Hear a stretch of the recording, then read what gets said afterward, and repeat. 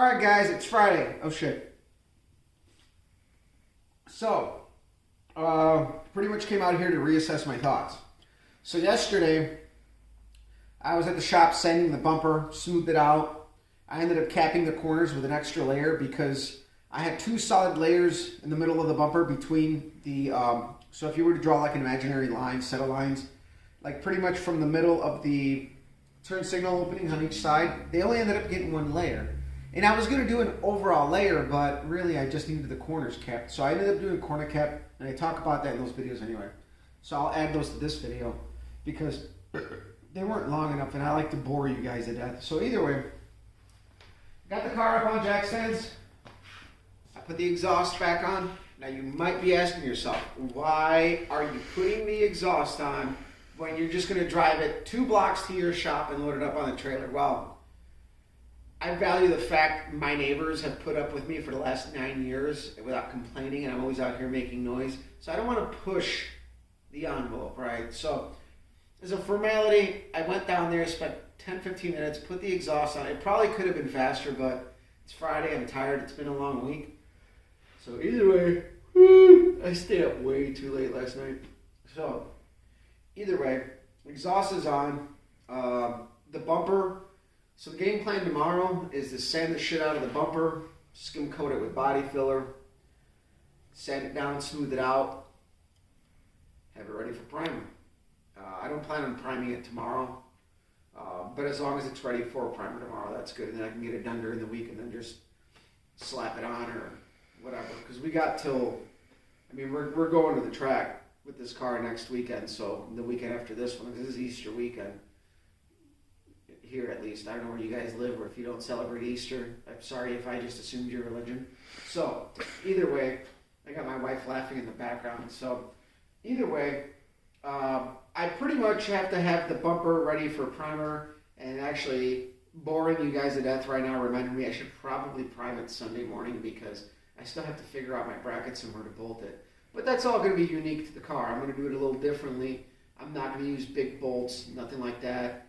I know what I'm going to end up doing for hardware on this setup. So, I got to put water in the coolant system because we're going to run as much straight water as we can. So I took out the last remaining pretty much like 2 gallons of coolant. So we might run a little bit of coolant in the system, but not nearly as much. And either way, the tracks wouldn't know any different because I ran water in this engine for a while, and engines rust retarded fast with water in them. Like, you're not going to put a hole in the cylinder or anything, but you get that reddish tint, so my coolant looks red, and when you open up the radiator cap, it looks red. So most tracks thinks it's just straight water, but I run the Go5 Xerox, which is for the German cars. It's super slick, not track safe at all. But I do make sure that all my stuff is, I got an overflow, my clamps are always tight, I always check them, and that everything works. So in the last 10 plus years I've been racing, I've been very lucky to not spill any fluids, with the exception of at the Grove, they yell at me for a drop or 2 of oil out of my oil pan, which is actually a big reason why I put the diaper on. I didn't feel like taking the engine out to fix an oil pan leak, so I just did that. And so really, I'm going to get the car ready and take it out to the track and run it. And then I think there's a little bit of maintenance work that needs to get done once we're ready, because I changed my mind after driving the Pontiac. We're going to just run the fucking car in points this year at Byron because we got a perfectly good working race car. We just have to drive it, and there's no need to go nuts with the Pontiac. As much as I would love to run the Pontiac isn't a car that I really care about going fast, to be honest with you. I'm actually going to make it quiet because some douchebag in a Land Rover tried racing me the other day. I'm just like, just out trying to pick up my dog from the vet, bro. I'm like, who are you trying to fucking impress?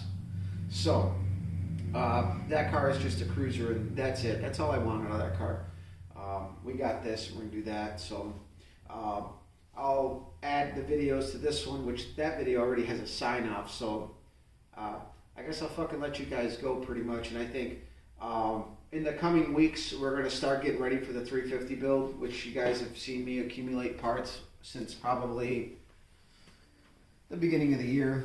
We got the J-heads, the RPM intake. I'm not going to use that cam. I actually have a solid lifter cam coming from a fellow Oldsmobile guy out of, I think, West Virginia. Again, through Facebook groups and stuff, somebody was looking for a camshaft, and he said he had a bunch of cams, and I'm like, what do you got? I'm looking for one, and he had a solid flat tappet cam that felt right where I wanted it. And you know what? At this point, I'm not worried about having a backup for the Bonneville because I don't fear blowing that car up. So we're pretty much going to build another race engine, if you want to call it that, but it's going to have the Performer RPM, because the Performer RPM is, besides the Victor Jr., is the only intake. You got enough intake material to pour it out for the cylinder heads to match the big block ports. So tomorrow I also have to go over to JJ's, hopefully if I got time, and pick up yet another short block, the 350 short block, pretty much in pieces. There's new bearings, cam bearings, pretty good stuff. That's going to help us out. Right now the problem is getting parts. I was shopping, and camshaft selection is limited and backlogs are backed up, so getting something right away is, unless you're willing to compromise, you're not going to get what you want unless it's what you want. So either way, I'll let you guys go. Share, like, subscribe. Follow me on Instagram, Copper Cutlass. I'm going to say the same damn thing in the next video that you guys are going to watch, lopped up onto this one. So either way, happy Friday, happy Easter, Good Friday, whatever you celebrate. Just, we're breathing, right? So take it easy. All right, guys, I'm working on the bumper. As you can see, we're like that school program, No Kid Left Behind, No Turd Left Behind. That's what that truck is, and shop project at 57, and I got a job on the frame machine and that frame machine, but that doesn't matter. I'm working on the bumper. It's really shaping up. You can see my corners are starting to come out. I started sanding it, getting it ready for the last layer of fiberglass, and once the top layer is done, I'm going to flip it over, add a couple of reinforcements, specifically in the corners. That's going to be the most exposed area, be around the corners. I still haven't cut out any of the openings because I'm waiting until everything's done, and I'll go from there.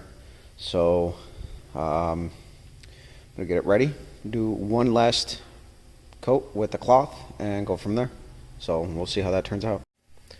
All right, so I gave everything another coat. I didn't actually end up giving the entire bumper cover with the cloth, and I'm glad that I decided not to, because so I realized my corners are really flimsy because I was overlapping every single major section I was doing, right? So like you can almost make them out. There's it's thicker there, thicker on the other side, thicker here, and then obviously we ended on one layer.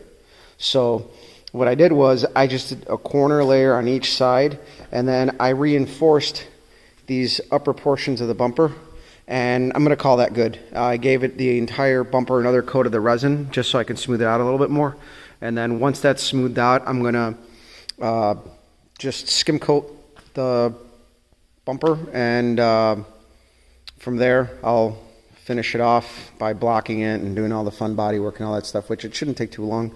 Again, it's just a bumper, so it doesn't have to be like laser straight. I just want it to be nice and smooth, because for this bumper, you're really not going to see like waviness or anything like that. Even original chrome bumpers tend to be wavy, but the whole idea is just to have a nice surface to paint on. And of course, I'm going to cut out the openings. Once the body work's all done, I'll shape up the corners, and we'll call it good. So from here, I'm just going to let it sit probably until Saturday, and then I'll attack the body work. The track actually opened up today for their first day of test and tune. We are not planning to go to the track until the weekend after this one. So I got to pretty much knock out, I think I could knock out the body work on Saturday and have it primed up, and then just probably hand it over to my buddy here at the shop to just spray some silver on it for me, and then just call it good at that point. So I'm going to go ahead and sign off. Share, like, subscribe. Follow me on Instagram, Copper Cutlass. Project Lightweight is coming to an end, and hopefully we can back it up with a good, time slip. I hope so. So definitely at least a 10th, I think. Hopefully. Again, there is a certain threshold that you cross where every 10th becomes even harder to do. despite what the normal algorithm with everybody is that, 100 pounds is a tenth. You cross a certain threshold, no, you're going to have to work even harder for it. So either way, I'll let you guys go.